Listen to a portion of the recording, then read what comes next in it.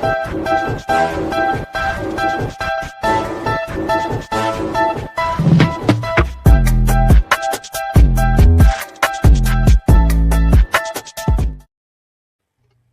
everybody. I'm Candid Frank.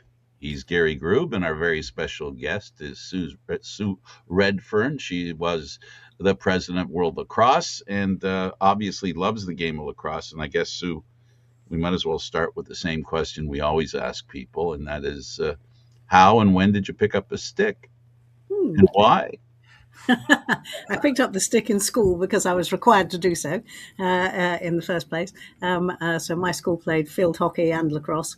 And I didn't really like lacrosse very much when I started playing it. And I had a very good teacher who said, everybody can find the sport they love, and they can also find the position or the discipline they love in it. And she was quite right. I eventually found that I was really quite a good goalkeeper. And once I found that out, I went into the first team in hockey and field hockey and lacrosse. And I just carried on from there in terms of playing. But we also had a school that nearly gave up lacrosse because the lacrosse teacher left, and they replaced them with two hockey teachers from Australia. And the first team did a deal with the teachers, which they entered into, which was that we would coach the lacrosse and they would coach everybody in sport. And we would teach them, these Australians, lacrosse, because we didn't really want to give it up at all. And that worked really well. So from an early age, probably from about the age of 13, I was coaching other people as beginners in school in how to pick up a stick, how to defend themselves or attack against a goalkeeper, and just became really, really enjoyed lacrosse at that point. Well, I won't talk to you about the violent aspect unless goaltending is your experience, the violent aspect. But I guess the other question is, what is it that's kept you in? Like, what has made it? Now you find yourself, you've been in for more than a few weeks, right? So just a few years, yeah. What's kept me in has really been the people. I love the game. I love watching the game, but I've also been finding new things all the time. There's always something new going on in lacrosse that you haven't come across before, or I haven't come across before. But it's primarily the people that I've both played with and subsequently administered with, and the enthusiasm that the whole community brings, even though there is not a lot of professional lacrosse, but the enthusiasm they all have and getting together and how much that means to everybody, being able to get together. So that's primarily what's kept me in. I guess being 13 and coaching backed you into understanding the nuance of being a lacrosse fan.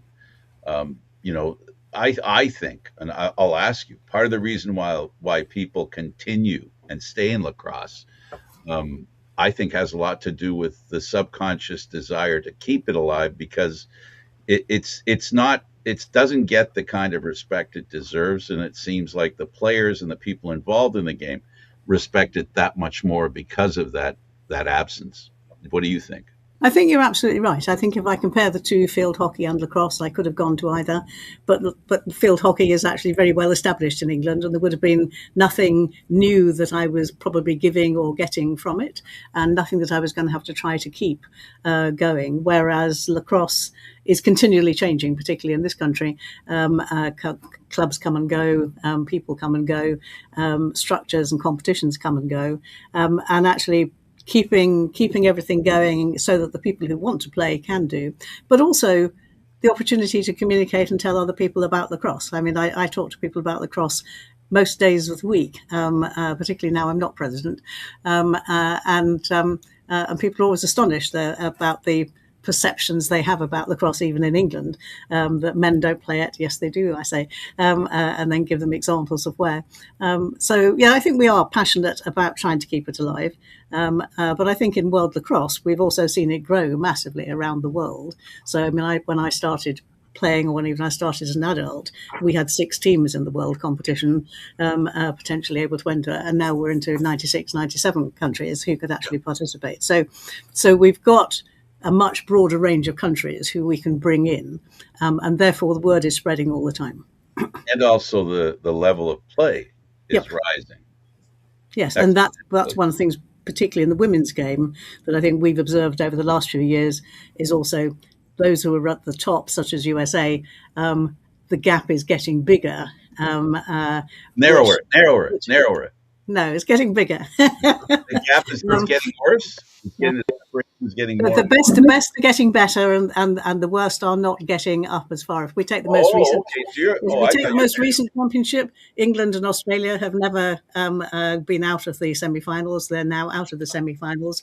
That's not a good thing, and that's it's a good thing in terms of world development and getting new countries getting into medal rounds, but it's countries that we have seen as strong are not necessarily as strong now in all cases. So that means they've all got something still to work for, and I'm absolutely sure that they will do that. So. I guess someone's going to have to send them a message in England that they need to pull their socks up a little bit. I couldn't possibly comment. What do you think? Maybe. Hey, normally I only ask a couple of questions, but I'm totally immersed in the idea that 97 countries in lacrosse, and what in the last 25 years, maybe the majority of them, the vast majority of them have picked up the game. Yes. So it's not something, it's not going away. That's the good news, right? Absolutely. We want it to grow faster, and I just want to ask this question of you. In Europe, the game, we have connected areas here. I'm sure you know about Ontario and the U.S. Yep. And Toronto and Orangeville and Peterborough and Buffalo. There's all these pockets and the challenge is not as big here. The pockets are close enough together. What's it like there as far as connecting dots, if you know what I mean? Well, I think in mainland Europe it's quite easy. It's relatively easy for mainland Europe countries to cross the borders and to go. So Germany could go and play in Czech Republic, Netherlands can go and play in Germany. So it's relatively easy for Europe to actually sort of make the transitions across. But they don't have enough opportunity to play high quality lacrosse enough of the time. And I think that's why the USA and Canada are always going to, for the foreseeable future, are always going to be better than the rest of the world, because they have more opportunities with NCAA to play more high quality lacrosse games than anywhere else in the world has. Understood. And it's a long time. There was a movie called Love Story back in the 60s, was it? Mm-hmm. Early 70s, Love Story. And it was in college, and the main character played lacrosse. So it's been around for a while. It's been in college, just like you said. That's very true. That is basically one of the foundations of lacrosse in the U.S. is colleges. In Canada, the rest of the world envies what America has. We in Canada are heavily box lacrosse. In Europe, I'm assuming it's field lacrosse.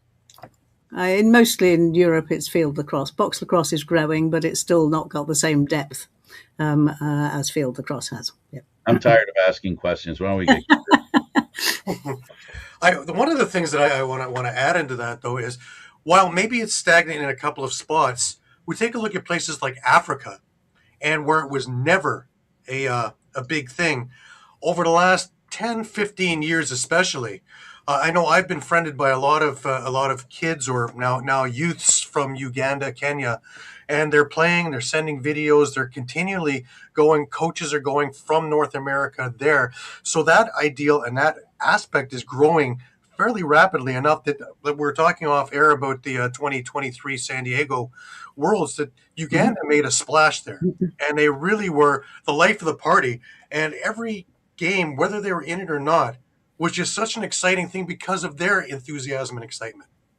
No, I think the development in Africa has been fantastic. It's been very well supported by the International Olympic Committee as well, as part of the grants that they give to World Lacrosse, and we've just been very fortunate to try to get Africa in at a time we're trying for the Olympics at the same time, or we're trying for the Olympics at the same time, and that's been the spur to development across Africa. And once they get one or two, it was just Uganda and I can't think of who was. Oh, sorry, there were just two countries initially, sort of playing in Africa, and now I think it's 10. The last 10 countries playing. I think is last I heard. So it's pretty amazing. And one of the things that they have problems with, of course, is equipment.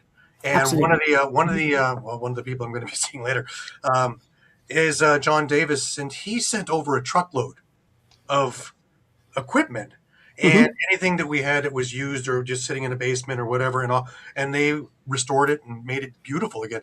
And it's awful funny, I'm watching a video and there goes the Peterborough Lakers jersey going by. It's like you just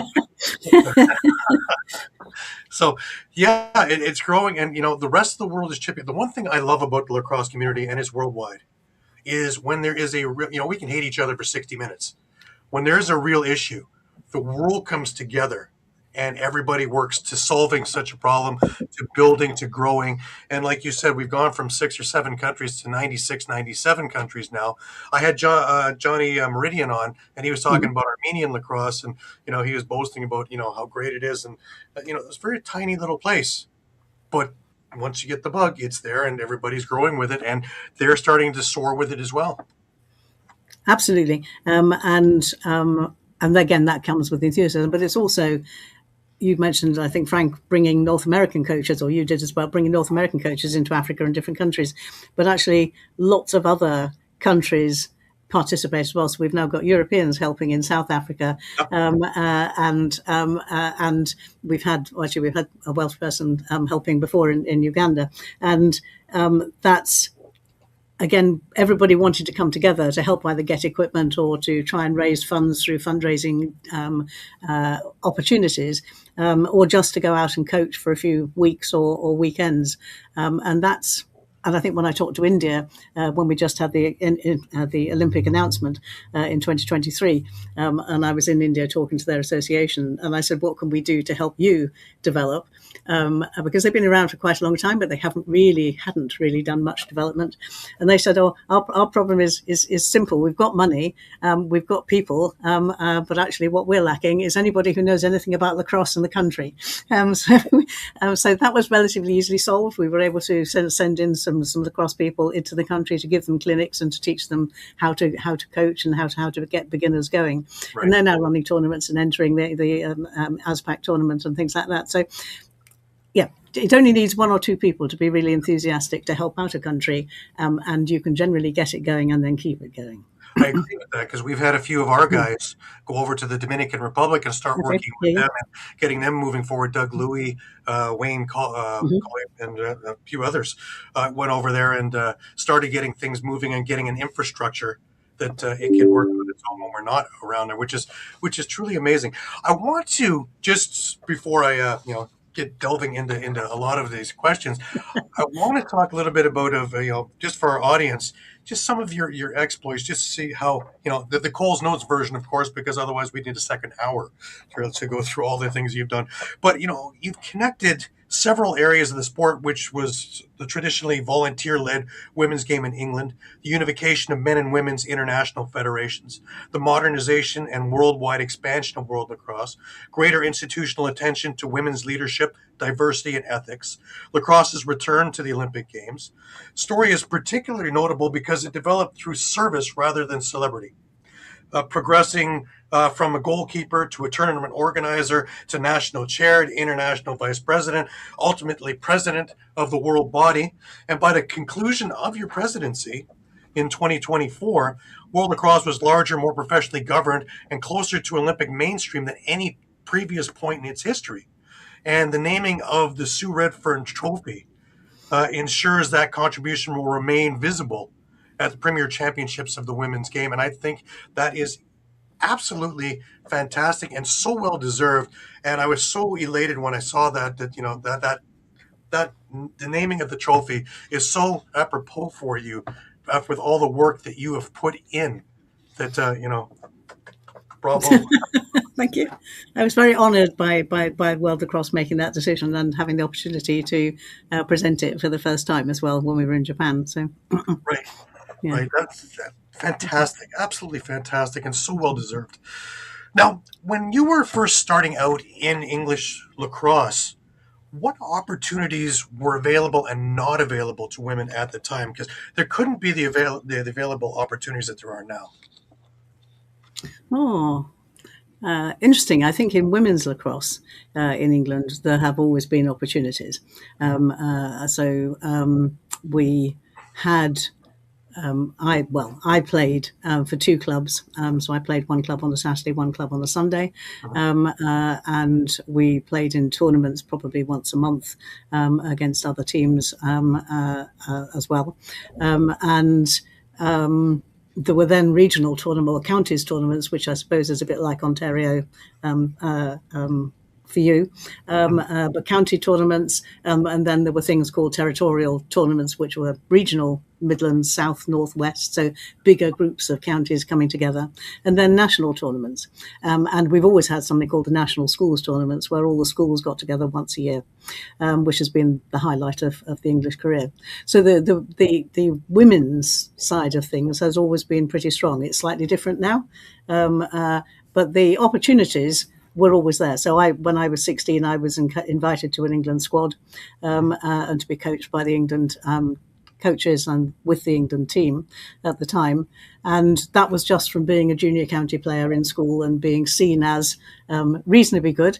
I realised while I was on that weekend that I was never going to be playing for England. I wasn't good enough to playing for England. But that didn't put me off at all. And the opportunity that got me into it arose from that event. Somebody very intelligently in the days before social media, before the internet, came with flyers to that event and said, where are you going to go to college? Where are you thinking you're going to go to college or university? And do you want to carry on playing lacrosse? And I said, yes, I think I'm going to go to Birmingham. And they said, well, this is where you can play lacrosse. And I never really looked back from that point of view. I made that contact at that point. They also said you can have 2 years free membership of the association until you start being a student. And so they tied me in with an opportunity to be connected right from the outset. So I was going to a new place Birmingham, where I'd never been. Right. And I had an immediate point of connection in that city, which was lacrosse. Was that the time, basically, because I'm looking for the point where lacrosse changed from being something you played into something you felt responsible for protecting and developing?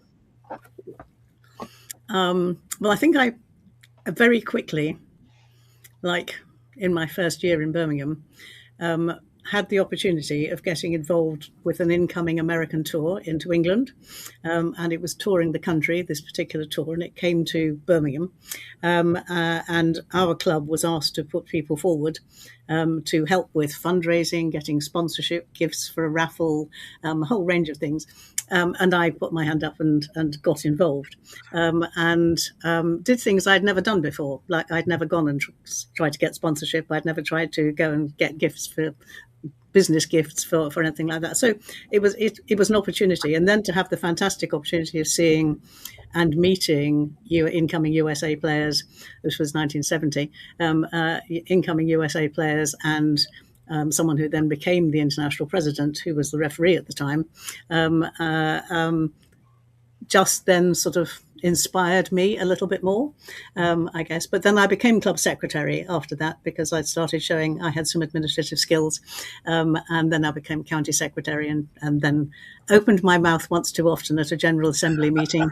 And somebody who was chairing it said, if you've got so much to say, why don't you come on the main committee? So I did. And I really never looked back after that. But I think I have good transferable organizational skills. So my final job in my profession was as Director of Information Services. So I was running libraries, computing, media, television services for a university, careers as well. And I have an ability to organize things, to remember things, and I enjoy doing it and find it relatively easy where other people find some of those administrative activities, organizational activities difficult. And so I'm happy to take on those sort of roles in organizations. I didn't think I was happy to take on leadership roles. So I thought I was happy to take on administrative vice president type roles. Right. But I have learnt that other people see me as a leader and want me to be a leader. And so I began to become more comfortable with those roles. That I agree with. A lot of the stuff that you did in the earlier days, though, was volunteer work. Oh, Um, everything I've done, all of my lacrosse life has been volunteer. I've never been paid for anything in lacrosse. yeah, none of us can say we're rich because of No, no. lacrosse. There's not a soul. They're No, no. liars if they're telling you, "Oh yeah, I'm rich." Mhm, From lacrosse. mhm. But was there ever a time when you said, enough, enough? I just felt like walking away from it, or what would say persuaded you to continue moving along? Because it's such a time constraint that you need to spend so much time to work these things out. Um, when I finished being president is probably the first time really that I said enough is enough, and I really can't take anything new on when I finished doing that. So I guess the answer is there was. I've been in and out. So I mean, I Mhm. stopped doing anything for England lacrosse for 3 years while I was doing my MBA. Which was a long distance Open University MBA, as well as working full time. And I, other than that, I think I've always felt that I was progressing. So I was doing club type work and county type work, and then I went on to national committees, and then I became the national chair of the Women's Association. But then England started merging men's and women's because we were given, our funding body said, we're not going to fund separately women's sports and men's sports. So they didn't actually tell us we had to merge, but the writing was on the wall. If you didn't merge, you weren't going to get any money. Right. But you don't have to merge. And so that created a whole new set of challenges, bringing the men and the women together in England. And I didn't really like that. In the first instance, I was president at that time. I was on the board. And I went away internationally to the Women's Association at that point. So I didn't stop doing anything. I just moved to a different role. And then I did that for 8 years until we merged the international bodies, because we needed to do that for the Olympics. It was a prerequisite for the Olympics. And then I came back to England. But I said in England, but I'm not coming back to what we did before. If I'm coming back, this is what I need to do. So you can have me in this new role or not have me. It was as simple as that. So they chose to have me in a new role, which wasn't necessarily comfortable for them Right. in England at all times. But we brought about a lot of change, as Well, I've done Good for them. internationally in World Lacrosse. Yeah. continually, yes. And Yeah. I think there's a huge difference between managing your organizations and being a leader. But you are a national born leader, I think, and just the way you are able to present your ideas, you have that way that people want to kind of come along with it. That yeah, she's talking the truth. Let's go that way. Was it always that way, or did you have a number of roadblocks in the way that you had to kind of maneuver your way around on your way to merging everything? Oh, there were many roadblocks on the way to merging in both England, and England was perhaps easier than internationally, but neither were difficult, and some countries had real difficulties doing their mergers. But England was relatively easy, but it was more that nobody really wanted anything to change, so we were doing it on paper rather than actually because we were really going to make a real change. Internationally, it was different, and some people might have felt we were only just doing that on paper as well. But in reality, that has become a very different, did become a very different thing. And we took 3 years over it internationally on a unification group to try to make sure we respected the heritage and the backgrounds of both the Men's and the Women's Association and didn't just cut everything off and start anew, but we continued it. But we also were putting in place things that could be new as well. So, Right. When you became president back in 2017, what was the condition of the international organization? What did you think needed to be changed first, so to speak, in order to streamline and work your way that this is something that we could actually put forward to the IOC? Well, two things come about there. Jim was appointed a month before I was elected. Right. And I had nothing to do with Jim's appointment, but it was the best thing that happened to World Lacrosse, or to the international world of lacrosse. Bringing in somebody who had that experience from the Olympics and other international sports, whilst it's he didn't have the lacrosse background that all the volunteers on the board had. He brought to us an enormous, and has continued to do so, an enormous benefit to lacrosse and to our aspects of trying to get into the Olympics. So one of my initial roles, was ensuring that Jim actually had a role, because it's quite difficult for volunteers to adapt to having a professional person for the first time. The body, we had never had anybody other than maybe somebody as an intern sort of doing the minutes or something like that. We'd never really employed anybody. And I did have experience of bringing people in and changing the nature of what the board roles were going to be from England, and also in my own professional career. So change management, I guess, is something that I brought as a transferable skill. And I knew that we were going to have to work towards that as we got more, not just Jim having a real role as CEO, but also as we brought other staff in, we were going to have to bring in and change board members' roles that would now become staff roles, and that was always going to be difficult. I'm very fortunate in the sense that most of those people are friends, and whilst they might not have felt it was comfortable or what they would have preferred to have held on to, they went with me, and we've then been able to actually move a lot of board roles, what were board volunteer roles, into staff roles. And some of that's still going on. But I think that was a big achievement because it needed to happen. It needed to happen in a way that the staff that we were then employing could feel that they were really taking a significant role in this new organisation. And I'm actually really proud of what we did do. And the board should end up being a really strategic board, directing, overseeing, if you like, what the staff do, rather than being doers. But in that interim phase, and we're still a little bit in that interim phase, that's quite uncomfortable for some people who have been brought up doing and making everything happen. It's quite hard to pass that which you've grown up with over to someone else. But I knew that was going to be a very necessary thing that we were going to need to do, and to professionalise the staff, to professionalise the organisation was really important in coming into the Olympics, and just things like the way we've embraced media and we've increased social media so much, and the streaming and video and World Lacrosse TV and things like that.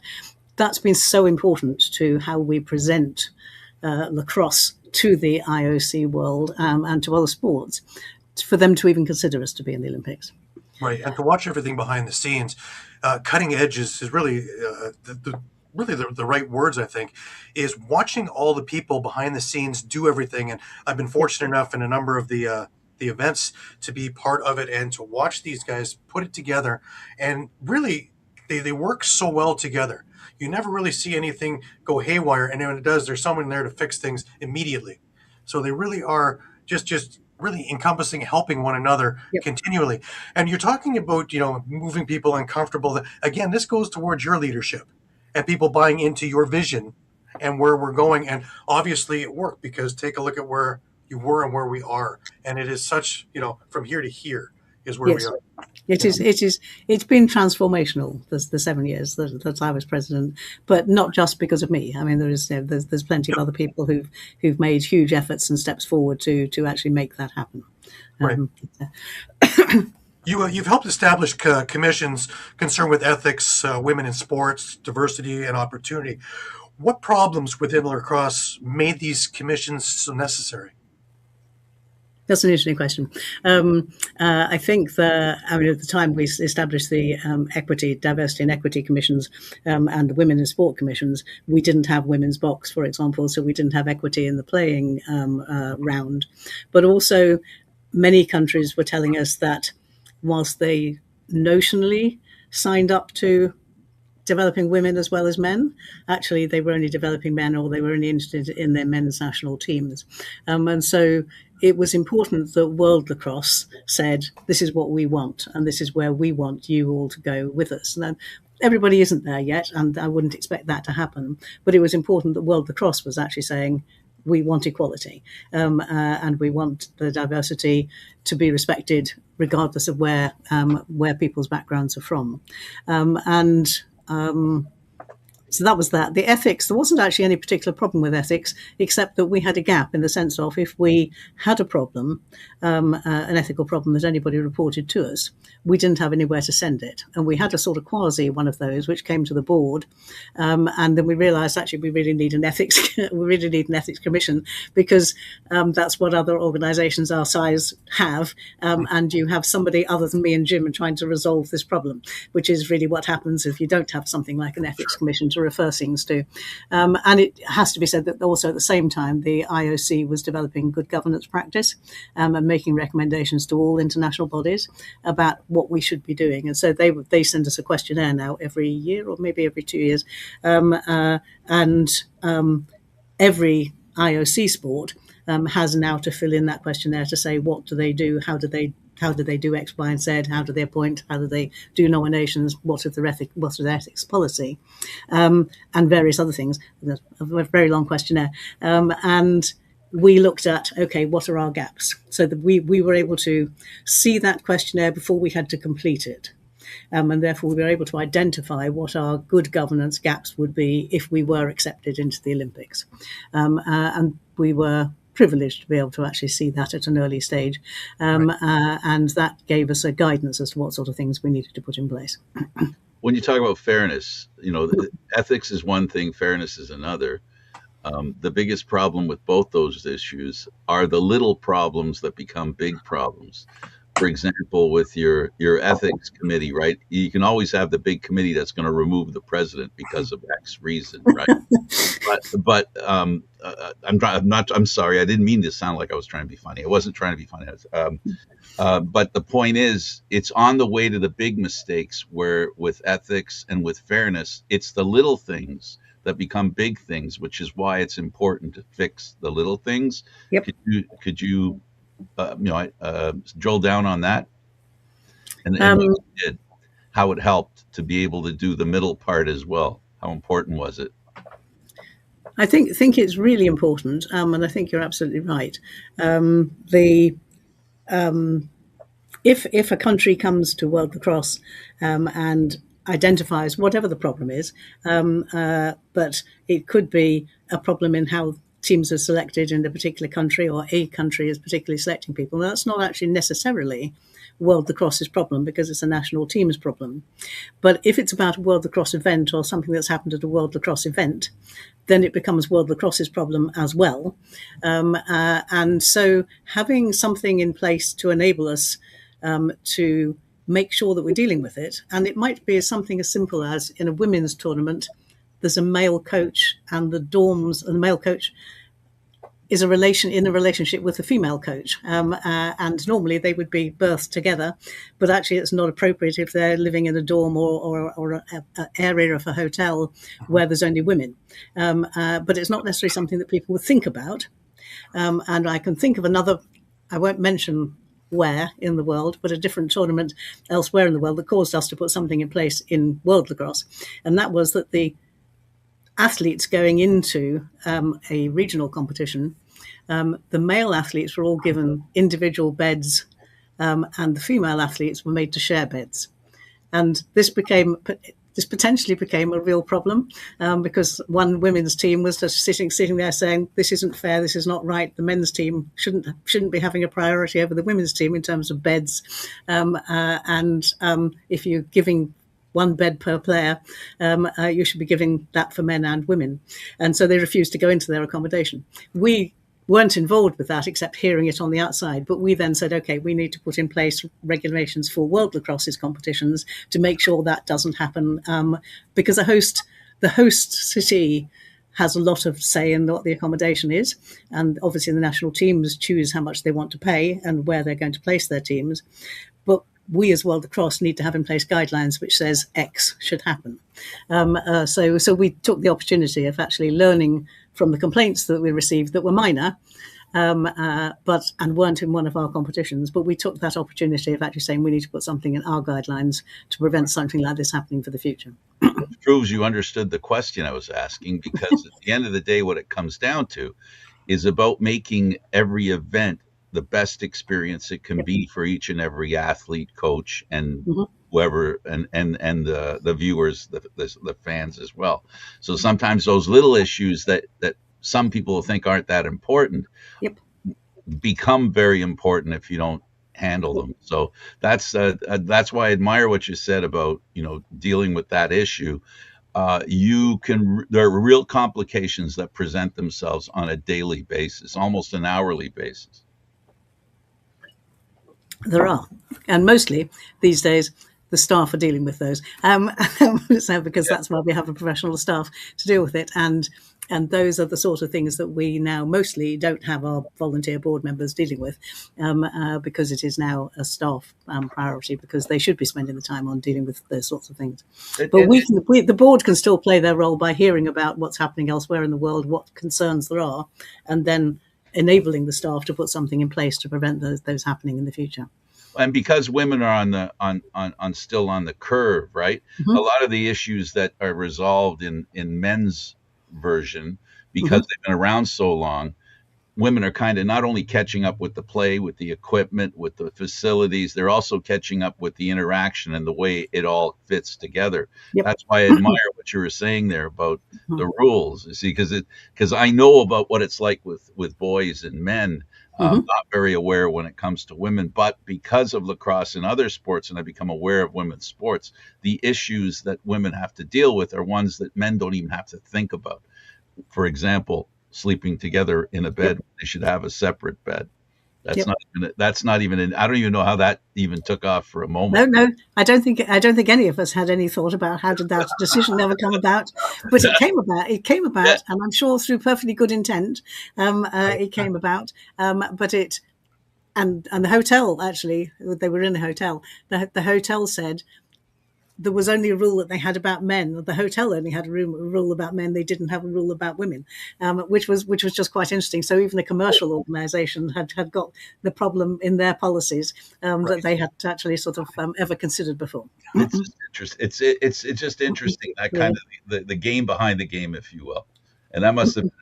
Is that one of the reasons? Because when you were talking about why you like doing this organization, these kinds of challenges come. I'm not saying you're looking forward to those kinds of specific challenges, but some of the off the wall stuff that happens, you blink and then you ask yourself, and then you go, okay, well, let's see, how are we going to deal with it? It must be. It must be. I don't mean to say this heavy-handedly, but a little bit. It must be fun, the new challenges that come up, and you must laugh sometimes because the solution's so simple, and you wonder, why couldn't this been resolved sooner? Or why didn't we ever think about it? Or why didn't the person think about it? Yeah.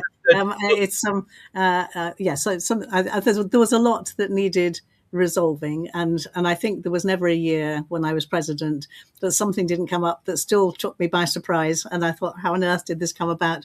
And why did it come about? And actually then you get over the shock of that or the laughter about it, and then you say, okay, what do we need to put in place to stop that happening in the future? And the important thing is to make the experience of being women's lacrosse mirror men's lacrosse as much as you can without any difference, because at the end of the day, if you're going to keep people interested, you have to have them enjoy the experience and feel like Absolutely. They matter. And that's what makes your job harder with women's lacrosse, which is overall, this is the point I'm getting at.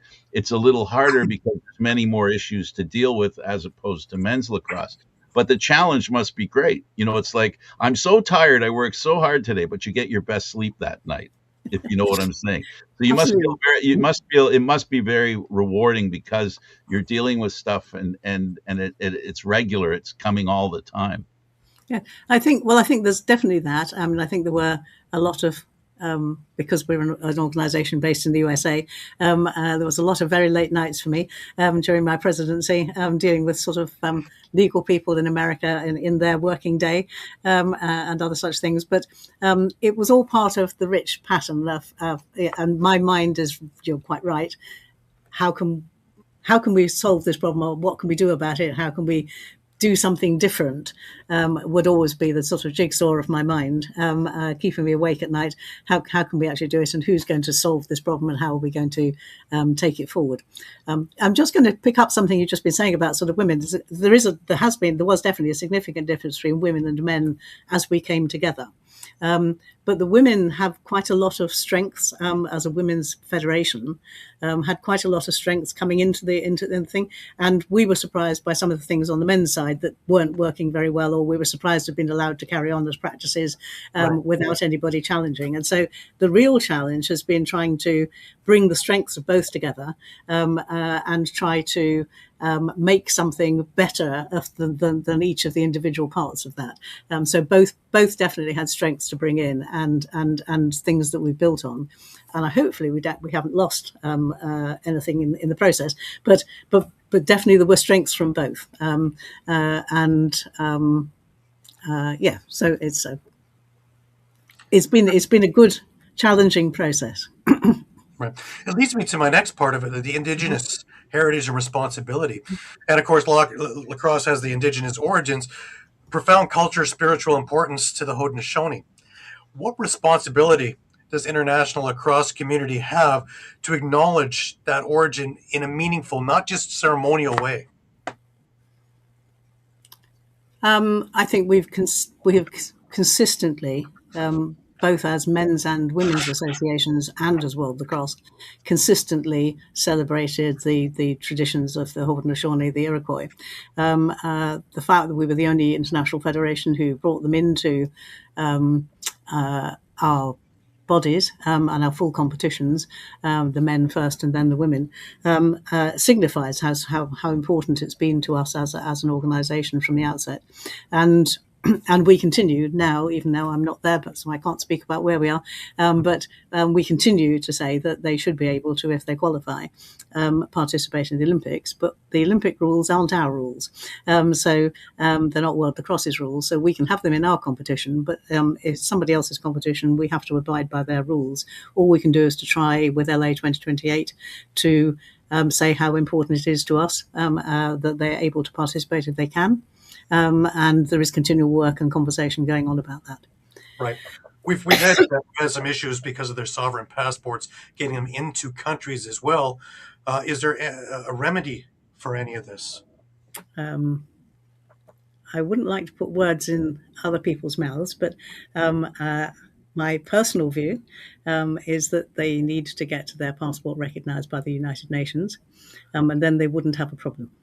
And that's not host country's problem. That is the Haudenosaunee's to resolve and take to the United Nations.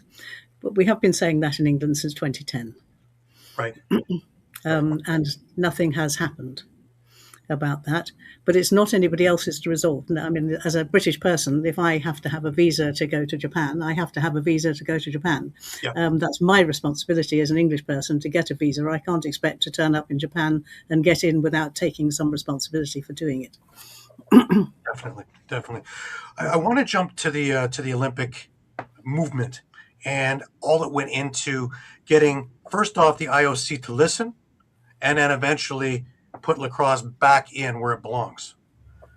Take us through the journey a little bit of how did this all come about in the first place? Because it was under your presidency that. No, it started long before that. When we were separate men's and women's associations, we both had in 2005, Right. strategic weekends where we looked at what the future of lacrosse should be and what we all wanted from lacrosse, quite separately. And both men and women said they wanted to try to get lacrosse back into the Olympics. We then set on a journey which we knew was going to be nearly 30 years at the time and cost money, which said, okay, these are the things we need to do. So there are fundamentals you have to do. First of all, we had to merge. You have to be a single sporting body. Then we had to have join various bodies, some of which, after we joined them, got into them, then were defunct. And then you had to find another body you had to join. And so there were a whole set of hurdles which people carried through from 2008 when we created Phil, up to 2017. So by the time I got involved, we had at that stage not got either. We'd been recognised in the sense of we had been recognised by then by the World Games. So we were in the World Games with lacrosse for women in 2017 in Poland, and the World Games is sometimes considered as sports that haven't yet got into the Olympics. So that was a significant opportunity for us to put lacrosse on the world stage. And after that, we then had to apply for provisional recognition, full recognition, and only once you've got full recognition can you then actually even talk to host cities about whether you can be included in the host city process.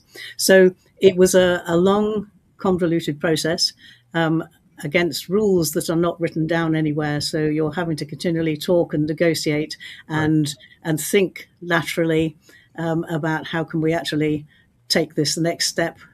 How can we actually sort of influence?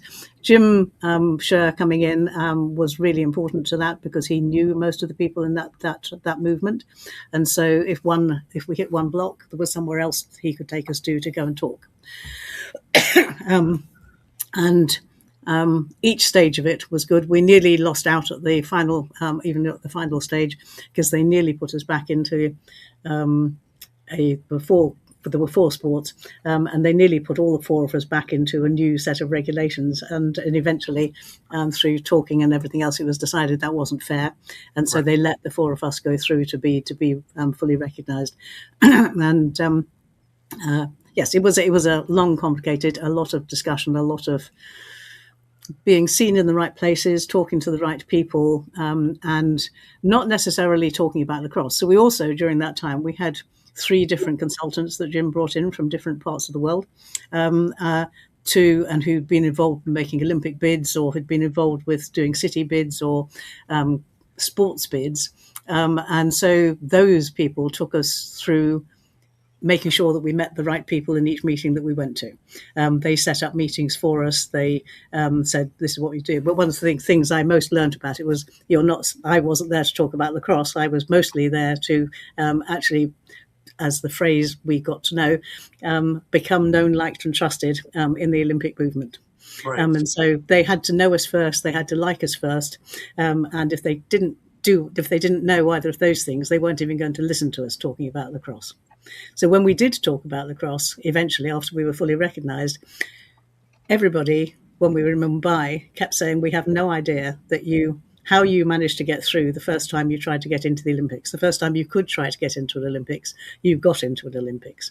But that was an awful lot of preparation and work on our behalf, right, in planning and thinking it through. There comes that leadership thing again that I brought up earlier. Here we go into another main example. We had Bob DeMarco on a while back, and he was explaining to us about sixes and how that came about. How did you explain that to the lacrosse community? Because all the things and all the blowback that I get is you get traditionalists. Well, that's not tradition. Well, you don't have 300 guys running in a field either. But, I always figure get the eyes on the game. We get 300 more countries taking a look, and then we can teach tradition later.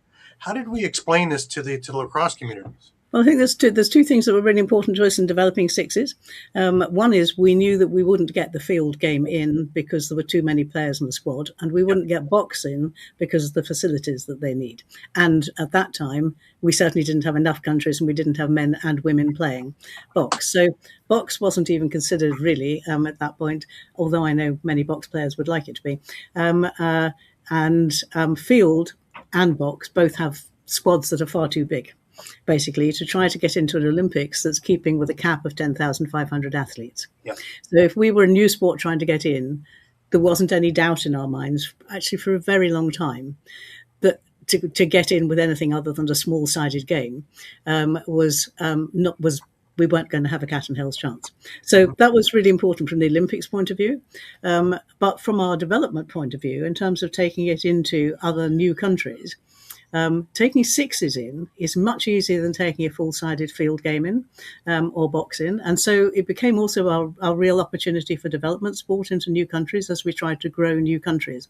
So selling it for new countries is easy because it means they have to find less players in the first place, and they don't have to find specialist positions, and they don't have to have special sticks. And so it's a much easier selling job for a new country as we try to develop that. And then you're right, after that, once they've been playing for a couple of years at sixes and they start developing enough people, then they can go into the full field game or box if they want to. So we saw it as a development opportunity. It started from being an Olympic need to have a small-sided game. But actually, the more important thing for World Lacrosse was actually how we could use it to develop games. I think with sixes, I've heard all the complaints about sixes, and I was unfortunate enough to be in Alabama when we were at the World Games, which is our first men's and women's sixes. Mm-hmm. And I had COVID, and I was in my hotel room on my own watching it on streaming. And for the first 5 days, I was with everybody who complains about sixes, being really boring and thinking, "Oh God, what have we done?" Because it was just goal to goal to goal, and there was nothing going on in the middle. And then we got to the semi-finals and the finals, and I'm going, "Oh God, this is a really much better game. This is a game that I hoped we were going to see." Right. So I think it is still too early. We've still got to have coaches and officials who really understand what the sixes game is trying to do. And we have to have players who want to. I think you can bring tactics into, seeing the top teams playing, you can bring tactics into sixes play. It is possible, but we need to have coaches. We need to have more time on the field. We need to have more people playing. And seeing our Sixes World Championship next year should be really, really interesting. The top 16 teams for men and women coming through the Sixes process. Now they've had 5-6 years, and they will have had continental qualifiers this year. Right. It should be really interesting to see how good they are becoming. But we have to understand it's still a young discipline, really. We were talking when we had one of the former NCAA coaches on, Bob Taring, about net size, and maybe instead of a 6x6 to a 4x4. He brought up something that I really didn't think about. And when you're talking about such accurate shooters as we have with NLL players and things like that, and some of the women that are top notch, you're going to kill a goalie if you have a 4x4 net, because they're aiming for the goalie then. At a 6x6, at least we're going to save that poor goalie's life, because they're already going to see 75 goals in a game. And at least they're really picking corners instead of, going straight for their little equipment. So, I never really thought. And there's a lot of different nuances. And again, strategy and things like that involved. And there's also the question that we had as we took it on from the development side of things, and making every country who joins World Lacrosse potentially eligible to play in the Olympics. If we insisted on a different net, then they would have to have. They would also have to invest in nets for the field game as they develop the field game, as well as the sixes game. And we were trying to not make more expense unnecessarily for the development side of the game. Right. I want to talk a bit about 2024, bringing the women into the World Championships and everything that went into that. We've had a lot of the women's stars on the show in different pockets and talking about the trials and the tribulations and how great the tournament was. And it was. And, being in Utica for that, I wouldn't replace that experience for anything. And it's funny because everybody went to go watch the men, but by the time the day was done, they're watching the women because the women stole the show. Pretty much game after game after game stole the show. And the other thing that got to me was the camaraderie. You had the Canada and the U.S. and to an extent the Haudenosaunee, but that didn't mean that when they were playing Finland or they're playing one of the Asian teams, that they weren't taking everybody in a huddle afterwards, explaining things and taking things and huddling and doing all kind. When they went to the separate arena and all the tradition in there and having the circle and all the rest of things in there, it was just so wild and so warm to watch. And again, lacrosse at its finest. I thought Utica was the best experience of my life. It does have to be said. It was not only because I had argued for getting women's box championship, so I take it back a little bit and go to 2019. I had never seen a box game at all. Wow. Ever. There's virtually no box in England, and I had never been to Prague at that point. So I actually, Ron Balls, who was then on the board, said to me, "Sue, I really think before you get to the box in Langley, you really should see box lacrosse. So come and see Peterborough Lakers one evening." So there was about 6 or 7 of us all went. I was absolutely hooked into this game of Peterborough Lakers. The rest were chatting away and having beers and things like that. And Ron said to me halfway through, he said, "You're really engaged in this, aren't you?" So I said, "Absolutely."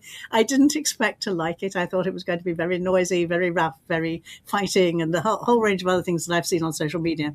But I didn't allow for the fact how much I would have liked the game. So then we get to Langley with the men. And And at the end of that, I said, I'm going to challenge the world to actually say we need to actually bring about a women's box lacrosse tournament, a World Cup.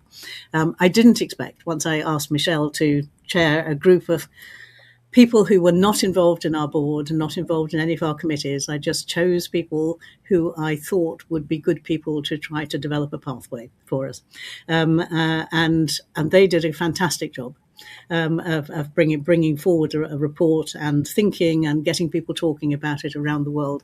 And they didn't take no for an answer. They still kept going and saying, wouldn't somebody like to play in country X or Y? And I was really pleased that the board had a long discussion about whether we should or shouldn't invest in the money, and bring in another tournament or whatever. But actually, I'm glad that we did win the day, and we brought in the women's box. And I totally agree with you. I thought it made, from everything everybody told me, I thought having the women there as well as the men made it a really fantastic event itself. Utica is also a fantastic venue for doing an event like that. I had never seen anything like that, to have 4 floors going at the same time, and men, women, and the main games in the other one in the big arena. It was so well organized. Everything had meaning and purpose, and you could catch anything and anyone. And you could find people everywhere and talk to them, sort of as you were spectating and things like that as well. It was a lovely final event for me to be at.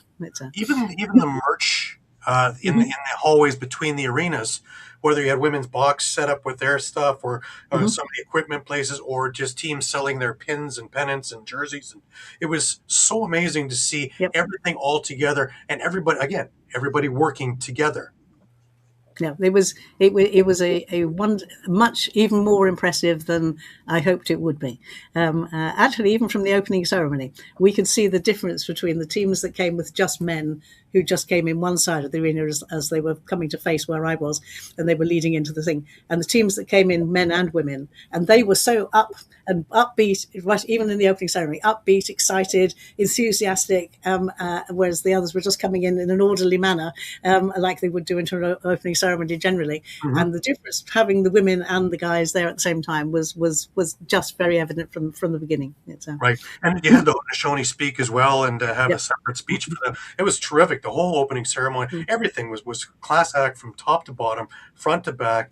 Whether it was how the referees were run, and Bill Fox and his clinics and things like that, so everybody got on the same page, and all the things, all the little things that nobody really pays attention to were paid attention to. And it just goes to show that when you take a look at all the little things, the great big thing comes together even that much more spectacular.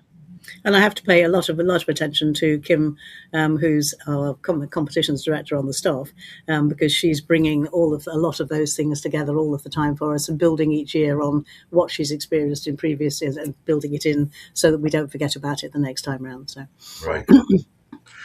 Here's a tough one. What would you say makes you the proudest? Oh, getting lacrosse into the Olympics, undoubtedly. Being in Mumbai when the decision was made, even though everybody in Mumbai was saying to Jim and me, it's a done deal, you're definitely going to get in. Until the vote was taken in the thing, we didn't believe it. We knew what the deal being proposed was, but we still didn't believe it was actually going to happen, and we were still biting our nails until they made the announcement. But actually, being there in Mumbai and then celebrating with the Indian sort of board afterwards was just really wonderful. It was a very proud moment, very exciting moment, and very exciting for lacrosse. And I think a lot of people are not quite sure still why the Olympics is so important. But the Olympics, not only just for the 6 teams that get into the Olympics in LA 2028, but it's also all the opportunities that are being opened up to many countries in terms of funding or resources or support within their countries, because we're now an Olympic sport. And even just as a host invitation sport at the moment, rather than a core sport, those opportunities are being opened up. There are countries who are getting funding who've never had government funding before. And that was what we all hoped for when we said that we were going to get lacrosse into the Olympics. Seeing it in LA will just hopefully bring it to a much bigger audience even then. Right. Now, you've been a trailblazer your entire journey of this. And you've put it in really great hands with Bob DeMarco, and he's done some amazing things in the time he's been president Indeed. too. Mm-hmm. Where do you hope that this is going to head in the future? Where would you like to see this eventually? the grandiose scale. I would like us to get as a core Olympic sport. That's going to be a really difficult uphill task. Maybe a bit easier because of the decisions the IOC are making at the moment in terms of how they're going to go forward with Fit for the Future. But as it stands at the moment, we have to keep applying to each host city for lacrosse to be part of it. So they're all working on applications for Brisbane as we speak, because they just recently made the announcement of what's going to be the process for Brisbane, for which I don't have any details, but I did just read that they just started making some indications of what is going to be needed. So I'm sure the staff and Bob are working on that as we speak at the moment. But undoubtedly, getting it as a core Olympic sport would be absolutely fantastic. And because of Fit for the Future, it does give the opportunity of changing from sixes to field if that was an opportunity in the future in terms of numbers. It does provide that opportunity if we wanted to, or we could keep it with sixes, and we'll just see how sixes goes as it stands at the moment. But sixes is the right answer at the moment. Right. So. One of my favorite questions to more or less tailor us to the end is when people talk about Sue Redfern's legacy many years from now. What do you hope that they say? That we professionalized the sport and made it an Olympic accessible sport. That's really what I would like to say, and that women became. I'm trying to think of the right word. Became equal in terms of the disciplines during my presidency. That's the other thing that I'm really proud of actually during that time. That's what I was hoping you would come with the amount of work that you've done. But it's certainly not. I've never just approached it from a women's perspective. I came in to run a merged association. I didn't come in to run a women's association. So the women's side of it is really important, but it is the whole that's as important for me. One of the things is, though, that the men's thing already had was already working, or to the most part working.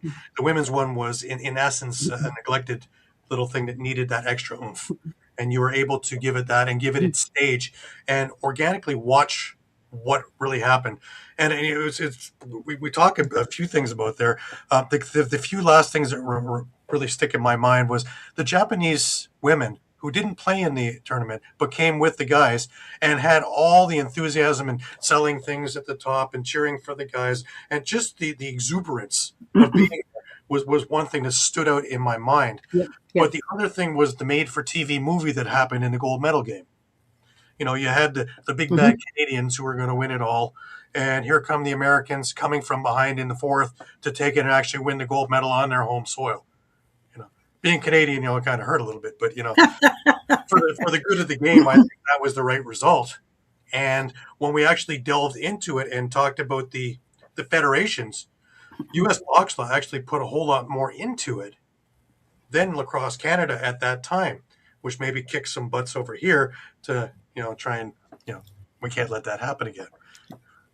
The other thing I'd say at the end of what people look back on it was that women should think there isn't a glass ceiling.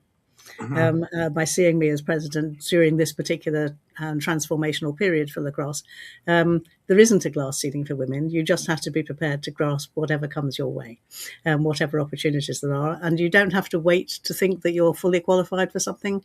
If you think you've got something passionate to say or think that you could actually make a difference, put yourself forward. Right. One last thing for you. If you could speak to that young goalkeeper who joined Birmingham Ladies in 1969, what would you tell her now? She would never have believed she was where she's been, that's for sure. I'd probably tell her that she should, as well. I played goalkeeper, I should say, when there were no face masks, there were no helmets, and there were no goalie sticks. So it was a very different era. You had to be really brave to play lacrosse goalkeeper when I was a lacrosse goalkeeper. But I would just say that you will get out of lacrosse as much as you put in. And that's what I would say to any young person. So. Absolutely. Sue, I really want to thank you. I want to thank you on a number of levels. I want to thank you for all you've accomplished. I want to thank you for always being accessible. I want to thank you for all the patience and all the leadership that you have given over all the years that you've been part of this. And I really want to thank you for taking your time and talking with us about it. Okay. Thank you very much. Thank you for having me. So. I'm surprised, Sue, your head is still in the picture. Mine was growing just listening to Gary list all the wonderful reasons why you're so wonderful. My goodness, I didn't realize how wonderful you were. You haven't read his script then, obviously. Exactly. I'll just say ditto. Make it easier, ditto. And I think the biggest thing I can say to you in recognition of what you've done is the patience to ply through unearthed situations that require fixing sometimes sooner rather than later. And I understand the challenges that means you overcame. And for that, I thank you for accepting the challenge of bringing lacrosse to the Olympics. You're part of it. I know it wasn't all you, but I think a fair part of it was. So for that, I thank you because I look forward to seeing lacrosse at the Olympics. And anybody who plays lacrosse, anybody who's ever watched lacrosse, anybody who's touched lacrosse understands more than any other sport would how important this moment where they'll be in the Olympics is. Yeah. Absolutely. Yeah. Thank you for doing this. Okay. It was fun. It was fun learning a little bit about all the different ways to organize, and we haven't dealt with certain issues before, so it's good to learn about what it takes in lacrosse. And the other lesson that between the women's game and the men's game, there are weaknesses and strengths in each, and cross pollination can work. And I wish you the best of luck in future. And again, thank you for being here. She is Sue Redfern. She is the former president of International Lacrosse. Gary Groob, right there, top left corner. I'm Candid Frank. Thank you for watching Thursdays at 4 for everything you want to know about lacrosse and more on NLL Lacrosse Talk.